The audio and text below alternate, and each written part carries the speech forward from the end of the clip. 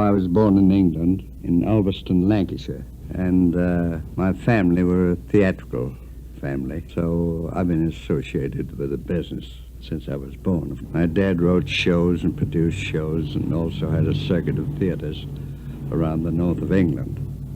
So I was born in Lancashire, but I was raised in several parts, in Durham, around the Tyneside, and finally up in Glasgow, Scotland. I received most of my education. In fact, my dad wanted me to be in the front of the theater business. He'd been through a lot of hardships in his day. He had been with circuses and shows and what have you, so he felt it was a rough business for anybody, and he would prefer that I did odd jobs around the theater in Glasgow. I first started appearing on the stage and made appearances in some of the dramatic shows that appeared at the Metropole Theatre in Glasgow, and played little bits and parts of newsboy or something. It was just to break me in, as you might say. I finally broke out as a boy comedian, which was quite popular those days. There were several boy comedians doing very well. I wasn't too successful, however, because I'd had no experience and didn't have any material of any kind. In fact, I hadn't found myself anyway. I didn't know just what kind of a comic I was or anything else, but I was just happy to be in front of the footlights.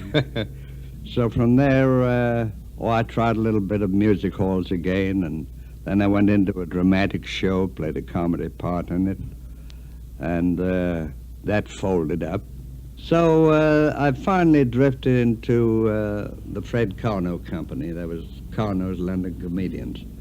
And with the same outfit was Charlie Chaplin. But Carno had several companies on the road, and Charlie would jump from one to another, as we all would be sent to different assignments. Well, finally, Chaplin joined our troupe, and after about a year, we were booked to come over to America. But after the first show at Percy Williams' house, the management of Hammerstein's canceled our appearance. The show was a flop.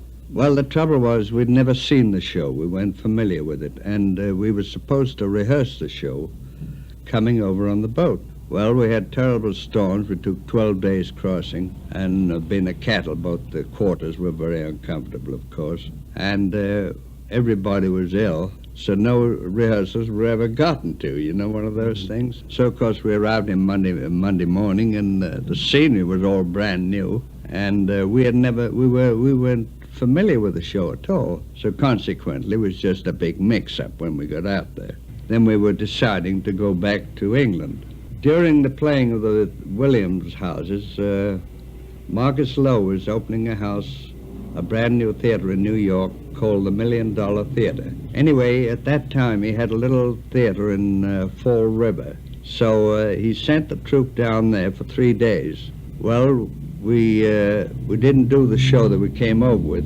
We picked the one that we were familiar with. That was the Night in an English Music Hall, Mumming Birds, as we call it in England. And the show was a terrific hit, because we were all at home with it. We knew every bit of it, you see.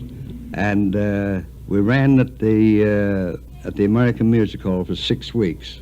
And then we started out on the Sullivan and Considine circuit.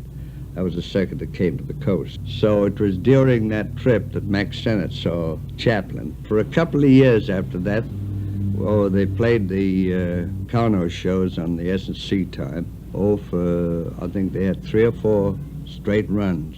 They were marvelous days. Wonderful audiences, and it was really delightful.